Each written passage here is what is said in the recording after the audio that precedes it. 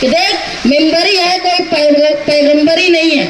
ये 400 करोड़ की कारपोरेशन, लेकिन काम करने वाले उंगली पे गिन लेंगे मुसलमान। 170% देने वाले अपन, अपने को सर किसी और को करना पड़ता। जबकि यूपी में लोगों के घर का परमिशन अगर 2 फीट 3 फीट ज्यादा आगे बढ़ जाता तो बुलडोजर से पूरा घर तोड़ देते। अगर हम ये महसूस करें कि अगर हमारे पास 7/12 का उतारा नहीं है, घर की परमिशन तो दूर की बात है, कि हमको घर पे जो जगह है उसके हम मालिक नहीं है, तो ये आने वाले वक्त में बीजेपी हमारी बस्तियों के साथ क्या सलूक करे। के बाद ये सोचो, ये बस्तियां जो आबाद हैं, यहाँ मस्जिद भी बनी हुई है, तुम्हारे घर महफूज नहीं रहेंगे, तुम्हारी मस्जिद महफूज नहीं रहेगी, तुम्हारे मदारिस महफूज नहीं रहेंगे। साथी निहाल अहमद अपने आखिरी अय्याम में बोलते थे लोगों को, गुंडेवारी का पट भर दो, लोग अपने नाम पे कर लो जगह, लेकिन उस वक्त लोग समझते नहीं। लेकिन आज ये मामला हो गया, कोई कानून ही नहीं बचा है हमारे लिए कि हम अपनी जगह के मालिक बन जाएं। तो ये जो कारपोरेशन का इलेक्शन है, ये इलेक्शन सिर्फ वार्ड के लिए, यकीनन कारपोरेटर का बड़ा काम होता है कि वो अपने इलाके में रोड, गटर, सफाई, नल का पानी, दवाखाने का इंतजाम, स्कूल का इंतजाम, ये हिफ्ज़ान सेहत का काम करे। ये बहुत ज़रूरी है, ये तो लाजमी ही है। लेकिन ये इलेक्शन है, ये हिफ्ज़ान सेहत के साथ साथ मालेगांव शहर की मुस्लिम बड़ी आबादी के तहफ़्फ़ुज़ का इलेक्शन है। हमारे सारे इख्तिलाफात होने के बाद भी हमने शेख आसिफ साहब के साथ समझौता किया, इसलिए कि हम अगर कटेंगे तो नुकसान होगा, क्योंकि फिरका परस्त चाहते हैं कि मालेगांव शहर को निशाना बनाया जाए। आगे SIR आ रहा है, SIR वो है जिसमें तुमको तुम्हारी शहरियत को बताना है, शहरियत को बताना है, तुमको बताना है कि तुम 2002 से पहले आबाद थे तो कहाँ आबाद थे। जैसा बताया मुस्तकीम ने कि ये इलाका ऐसा है कि यहाँ पे मराठवाड़े के लोग भी हैं, खानदेश के लोग भी हैं, हम लोग आगे जाएंगे रमजानपुरे में, वहाँ उत्तर प्रदेश के लोग भी हैं। तो ऐसा इलाका है जहाँ से बेटियाँ भी बाहर से करके लाई गई हैं, बेटियाँ बाहर दी भी गई हैं, बाहर से आके आबाद भी है। जब हमसे पूछा जाएगा तो हम क्या बताएंगे कि हम कहाँ से आए हैं। और उनकी नीयत तुमसे कागज लेने की नहीं है, उनकी नीयत तुमको फंसाने की। वो चीज़ मांग रहे हैं जो तुम्हारे पास नहीं है। और मालेगांव शहर पूरे महाराष्ट्र में एक तजुर्बेगाह बन गया है। कहीं वो लैंड जिहाद की बात करते हैं, कहीं वो तुमसे बात करते हैं कि बांग्लादेशी लोग यहाँ रहते हैं, कहीं वो ये बात करते हैं कि बाहर से यहाँ फंड आता है और यहाँ के लोग जो हैं वो आतंकवाद के लिए इस्तेमाल करते हैं।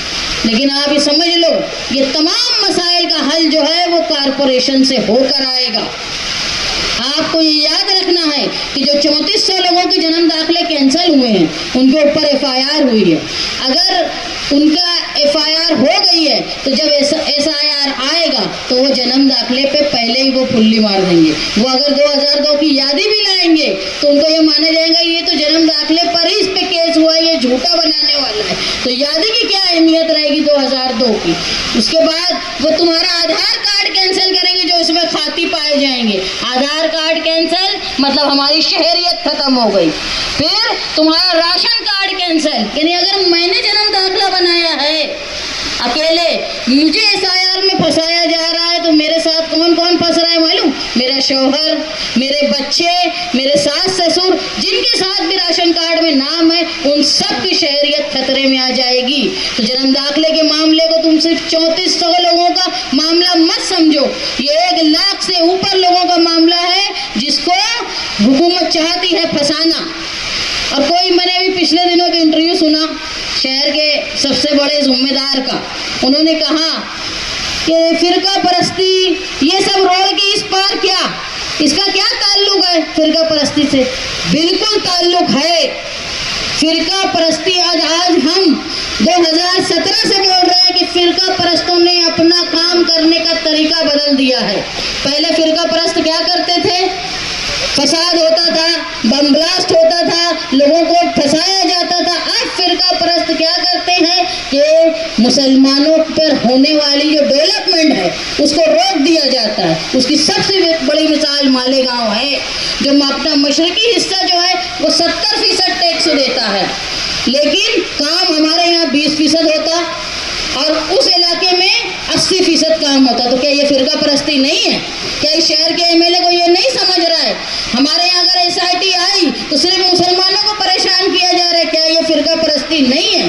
आज लैंड जिहाद की बात हो रही है, उसमें बड़ी तादाद में सिर्फ मुसलमान आबादी फंसने वाली है, तो क्या ये फिरका परस्ती नहीं है? तो इस सब का हल जो है वो आने वाले कारपोरेशन ही है, जहाँ तुमको बैठ के अगर आप लोगों ने जिस तरह अतर चच्चे ने कहा कि जब वोट देने आप जाओ तो ये अल्लाह के सामने ये बात को बोलो कि मैं उस उम्मीदवार को, उस पैनल को वोट देने जा रहा हूँ जहाँ 3 इस्लाम पार्टी के नुमाइंदे हैं, 1 समाजवादी पार्टी के नुमाइंदे। मैं इस दुआ के साथ निकल रहा हूँ कि अल्लाह तो इनसे काम ले। तो मैं जावेद भाई को बोली बहुत बड़ी मुश्किल में अपने को डाल दी है। अब काम तो इतना करना पड़ेगा क्योंकि तुम आवाम के सामने नहीं, अल्लाह के सामने भी हम लोगों को जवाबदेह बना दोगे। ये ज़रूरी है। ये इलेक्शन रोड गटर के साथ साथ मालेगांव शहर के तहफ़्फ़ुज़ के लिए भी बहुत ज़रूरी है। आज उस्मान गनी भाई इंटरव्यू सुन रहे थे किसी एक्स कारपोरेटर का जो पहले यहाँ से चुन के आए। उन्होंने शख्सी तौर पे मेरे खिलाफ बोला, उन्होंने शख्सी तौर पे सगीर भाई के खिलाफ बोला, जावेद भाई के खिलाफ बोला, उस्मान गनी चेक के खिलाफ बोला। एक बात बताओ, ये हमारे खिलाफ बोल रहे हैं कि ये ऐसे हैं, ये वैसे, खुद का नाम दुरुस्त नहीं कर पाए, खुद का एबी फॉर्म नहीं बना पाए। जिसका एमएलए असेंबली में एक लफ्ज नहीं बोल पाता, वो हमको सिखाएगा कि कैसे काम किया जाता है। अरे हमारा एक वर्कर, मैं कॉर्पोरेटर की बात तो बहुत दूर की बात कर रही हूँ, हमारा एक वर्कर भी इतना सलाहियत वाला है जितना इस शहर का एमएलए नहीं। और आप लोग जानते हो क्योंकि आप लोगों ने काम किया है। यकीनन आने वाला इलेक्शन इस शहर की तरक्की के साथ साथ तहफ़्फ़ुज़ के लिए बहुत ज़रूरी है। आप लोग जिस उम्मीद से, जिस यकीन के साथ आप हमारा साथ देंगे, इंशाअल्लाह आपके भरोसे पर हम पूरा उतरने की कोशिश करेंगे। ये सवाल ये नहीं है कि कौन कौन सी बिरादरी का है, ये सवाल ये नहीं है कि कौन कहाँ रहता है, ये सवाल ये नहीं है कि कौन सी मस्जिद में कौन नमाज पढ़ता है। सवाल ये है कि आज मालेगांव शहर की मिल्लत मुसलमानों को बचाने के लिए तहफ़्फ़ुज़ कौन करता है, इसका फैसला आप लोगों को करना है। अतर जो अनाउंसर साहब हैं उन्होंने तकरीर में कहा कि फला उम्मीदवार खड़े हुए हैं, उनके घर के लोग यहाँ आए, उनकी हैसियत क्या है। मैं दरख्वास्त करती हूँ उनके घर के लोगों से कि हमको किसी की हैसियत दिखाना नहीं। आप ये समझ लो कि ये इलेक्शन जो है एक एक वोट के लिए, एक एक वोट बहुत कीमती है। हम लड़ने जा रहे हैं इस शहर के तहफ़्फ़ुज़ के लिए। अगर आपका कोई रिश्तेदार हमारे सामने आज़ाद पैनल बनाकर या किसी पार्टी के साथ मिलकर इलेक्शन लड़ के सिर्फ वोट काटना चाहता होगा फिरका परस्तों के लिए, तो अल्लाह के वास्ते उसको समझाओ कि देख मेंबरी है, कोई पैगंबरी नहीं है।